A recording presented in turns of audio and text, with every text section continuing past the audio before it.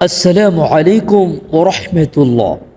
প্রিয় দিনধার ভাই ও বোনেরা, আজকে আমরা জান্নাতের নিয়ামত সম্পর্কে চমৎকার একটি হাদিস শ্রবণ করব ইনশাআল্লাহ।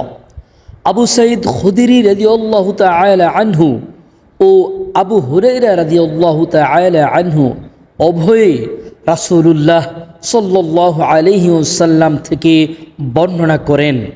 তিনি বলেছেন, যখন জান্নাতি লোক জান্নাতে পৌঁছে যাবে তখন এক ঘোষণাকারী ফেরেশতা ঘোষণা করবেন, হে জান্নাতবাসীরা, এখন আর তোমরা অসুস্থ হয়ে পড়বে না, সর্বদা সুস্থ ও স্বাস্থ্যবান হয়ে থাকবে।